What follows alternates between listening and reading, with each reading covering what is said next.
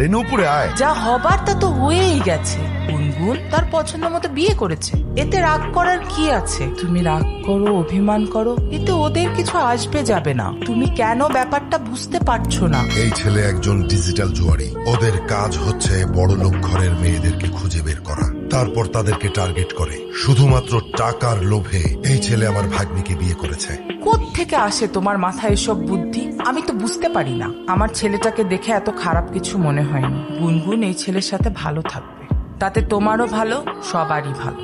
শুনছো, আজ কিন্তু আমাদের নাতনিটা নতুন জীবন শুরু করলো। তোমার কত ইচ্ছে ছিল এই দিনটা দেখা। অন্তত আমি ওর বিয়েটা দেখে যেতে পারলাম। নাচ জামাইটা দেখতে কিন্তু রাজপুত্রের মতো। আমাকে ভাই বানিয়ে ফেলেছে। আমি এখন একা নয়। কিছু বলবো? এই সব কিছুর মধ্যে আমি একটা জিনিস বুঝলাম না। তা কি বুঝতে পারো নাই তুমি? তুমি এইসবে রাজি কেন হলে? এত বড় রিস্ক যদি কেউ জানতে পারে তাহলে তো তোমারও তো একটা জীবন আছে। তোমার ভয় লাগলো না? আমার জীবন তো রিস্কের উপরেই চলে। সবার লাইফের পূর্ণতাতেই তো কারোর না কারোর একটা ইম্পর্টেন্ট ক্যারেক্টার থাকে। হতে পারে খোদার তরফ থেকে তোমার লাইফের সেই ইম্পর্টেন্ট ক্যারেক্টারটা আমি, হতেও তো পারে না। তোমার মতো মানুষ তাকদিরে থাকলে হয়তো জীবনটা অনেক সহজ হয়ে যেত। তা নানা ভাই, তুমি কি আমার নাতনির সাথে এক ইউনিভার্সিটিতে পড়ো? না না না ভাই, আমার ভাগ্নি প্রাইভেট ইউনিভার্সিটিতে পড়ে। নামের সাথে শুধু খান লাগালে তো আর হয় না, পাশাপাশি বাবার ব্যাংকে মালামাল থাকা লাগে। মামা ইউনিভার্সিটিতে তো পড়িনি, তবে আমিও গ্র্যাজুয়েটেড। সফটওয়্যার ইঞ্জিনিয়ারিং শেষ করেছি। যদিও আমি বলবো না, তবে you guys can call me engineer. বেশ ভালো। আবার বেশ ভালো বললে হয়ে যাবে? এই সব কিছু মিথ্যে কথা। ছোট লোক কখনো জাতে উঠতে পারে? শোনেন, ওই যে একটা কথা আছে না, নদীর পানি কিন্তু সাগরে গিয়ে মেশে, আর কুয়োর পানি সাগর তো দূরের কথা, নদীর ধারে কাছেও তো যেতে পারে না। মামা, এটা কিন্তু আপনি ভুল বললেন। সাগরের পানি যতই হোক না কেন, শেষ পর্যন্ত তৃষ্ণা মেটাতে কিন্তু আপনাকে ওই ছোট্ট কুয়োর কাছেই আসতে হয়। কি আর জবাব দিয়া হয় মেরা ভাই। কি ব্যাপার বাবা, তুমি খাচ্ছ না কেন?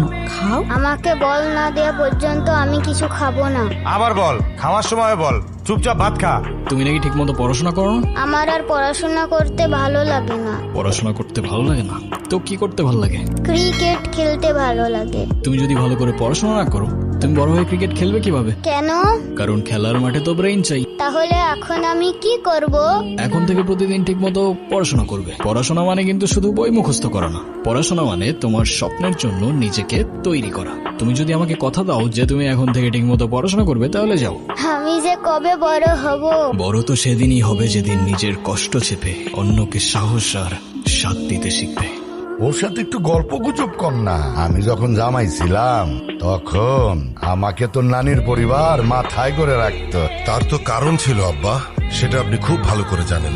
আপনি তো ওর মতো কোনো সাধারণ পরিবার থেকে আসেননি। আমাদের বংশের মান মর্যাদা, ধন সম্পদ, নাম ডাক, এসবের একটা ব্যাপার ছিল। আমার না আপনার জন্য খুব আফসোস হচ্ছে মামা। আমি যতদূর বুঝতে পারলাম আপনার কাছে খানদান, প্রপার্টিজ, নাম ডাক এসব কিছু ইম্পর্টেন্ট। আমার ভাগ্নিকে তো বিয়ে করেছো, তা বউকে কি খাওয়াবে? সকাল বেলায় এক বাটি প্রেম আর রাতের বেলায় এক বাটি ভালোবাসা। আরে মামা, আমারই তো বউ, কতটুকুই বা খাবে বলেন? আর তারপরেও যদি কম পড়ে যায়, একজনেরটা না হয় দুজনে ভাগাভাগি করে নেব। যে সমস্ত মানুষের পকেটে টাকা থাকে না, তারা সব সময় এই সমস্ত ফালতু কথা বলে। আপনি যেমন আপনার ভাগ্নিকে একটা লাক্সারিয়াস লাইফস্টাইল দিয়েছেন, সেটা একটা কৃষক কিন্তু তার সন্তানদের দিতে পারে না। তার মানে কি সে তার সন্তানদের ভালোবাসে না?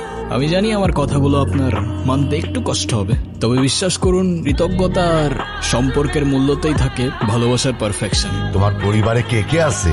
একটা অ্যাক্সিডেন্টে সবাই চলে যায়, তারপর আমাকে রেখে আসা হয় এতিমখানাতে। সেখান থেকে অবশ্য একজন ভদ্রলোক আমাকে নিয়ে গিয়েছিলেন, বেশ ভালোই বাসতেন আমাকে। তার কিছুদিন পর সেও চলে গেলেন, তবে সাথে থেকে গেল তার রেখে যাওয়া ভ্যালিউজ আর এডুকেশন। আর আমার নিজের একটা রেস্টুরেন্টও আছে। আমি বিশ্বাস করি যে জীবনে টাকা দিয়ে সুখ কেনা যায় না, যদি না সেই সুখ তাকদিরে লেখা থাকে। এটা আমার সবচেয়ে প্রিয় জায়গা। ছোটবেলায় এখানে বসেই আকাশে ঘুড়ি খুঁজতাম, আর যখনই মা বাবার কথা মনে পড়তো একা একা বসেই কাঁদতাম। প্রথমবারের মতো যখন তোমার বাড়িতে ঢুকলাম না, সবাইকে দেখে কেমন যেন অদ্ভুত লাগছিল। অদ্ভুত কেন? কারণ আমি কখনো কল্পনাও করিনি যে একটা বাড়ির ভেতরে ঢুকলে এমন নতুন একটা দুনিয়া খুলে যেতে পারে। তোমার মামা যতই রাগ দেখাক, আমার কেন যেন মনে হয় তোমাকে অনেক ভালোবাসেন উনি। নানু ভাই যখন চোখে চোখ রেখে ভাই বলে ডাকেন, তখন মনে হয় আমি আর একা নেই। আমি তো শুধু অভিনয়ের নামে এসেছিলাম। এখন অভিনয় করতে করতে যে আমি তোমার পরিবারের মায়ায় পড়ে যাব, সেটা আমি বুঝতে পারিনি। একটা ভয় আগুনের মতো করে আমার বুকের মধ্যে চেপে বসে আছে। এই আতিফ ছেলেটাকে আমি যত দেখছি ততই যেন মনে হচ্ছে ওর চোখে মুখে অনেক কথা আছে, কিন্তু কথাগুলো ও মুখ দিয়ে বলছে না। ভালো মানুষ চোখেই কথা বলে, মুখে বলে না। আতিফ যদি ভালোও হয় তবু তো ভয়টা আমার রয়ে গেছে। আমার বোনকে আমি আমার চোখের সামনে নিঃশেষ হয়ে যেতে দেখেছি। গুনগুন যদি সেই একই ভুল করে, এই আতিফ ছেলেটা যদি গুনগুনের বাবার মতো গুনগুনকে ছেড়ে চলে যায়, গুনগুন হয়তো একসময় মেনে নেবে, আমি মানতে পারবো না। আমাদের তো কোনো সন্তান নেই, ওই আমাদের সন্তান। তুমি যদি ভয় থেকে ওকে দূরে সরিয়ে দাও তাহলে সেই পুরনো ঘটনার আবার পুনরাবৃত্তি হবে। যদি ওকে কাছে টেনে নাও তাহলে তো এমনও হতে পারে পুরনো ঘটনার আর পুনরাবৃত্তি হবে না। তোমার কথা শুনে এখন মনে হচ্ছে যে ভয়কে জয় করার সময় বোধহয় চলে এসেছে। এই কে আপনি? আমি রাফিজ, গুনগুনের বয়ফ্রেন্ড। ছেলেটা কি বলছে এ সমস্ত? ও ঠিকই বলেছে, আমি গুনগুনের কিছুই না। আমাদের বিয়ে হয়নি, আর এতদিন যা ছিল তার পুরোটাই ড্রামা। গুনগুন রাফিজকে ভালোবাসে। যখন আপনারা গুনগুনের জন্য বিয়ে ঠিক করতে ব্যস্ত ছিলেন, ও কার সঙ্গে ভবিষ্যৎ করবে তা খুঁজতে ব্যস্ত ছিলেন, তখন ও লড়ছিল একা। তবুও আপনাকে কিছু বলার সাহস করতে পারেনি, কারণ ও জানে আপনি ভালোবাসায় বিশ্বাস করেন না। আর তাই সেদিন আমি এসেছিলাম। আতিফ, আমি তোমাকে মিথ্যে বলেছিলাম, আমি প্রেগনেন্ট না। এই মিথ্যেটাও তো তোমার ভালোবাসার মানুষকে পাওয়ার জন্যই বলেছিলে না? তুমি তাকে পাওয়ার জন্য কোনো কিছুই আর বাদ রাখলে না গুনগুন, আর তাই হয়তো তোমার তাকদির আজ তাকে তোমার কাছে এনে দিয়েছে। আমার জন্য তোমার অনেক কিছুই ফেস করতে হয়েছে। তুমি চায়না থেকে চলে কেন এলে? চায়না গিয়ে এবার কি হয়েছে জানো? আমার নতুন কিছু বায়ারের সঙ্গে পরিচয় হয়। ওরা তো বাংলাদেশে ব্যবসা করতে আগ্রহী, এর জন্য ওরা পার্টনার খুঁজছে। ওদের সঙ্গে যদি আমি ইনভেস্ট করতে পারি তাহলে আমার ফিউচারের জন্য খুবই উপকার হবে আর কি। তোমার মামার তো অনেক সম্পত্তি, মানে টাকা পয়সা আছে আর কি। তোমার মামা কি তার ভাগ্নিকে খালি হাতে বিয়ে দিবে? তুমি ফিরেছো ঠিকই, কিন্তু ফিরেছো নিজের জন্য, ভালোবাসার নামে নিজের স্বার্থ নিয়ে। কি বলতেছো তুমি এসব? আর এসব কিচ্ছু না। তোমার মুখ থেকে আর একটা শব্দ না। আজ আমার নিজের উপর রাগ হচ্ছে। আমি তোমাকে ভালোবেসেছিলাম।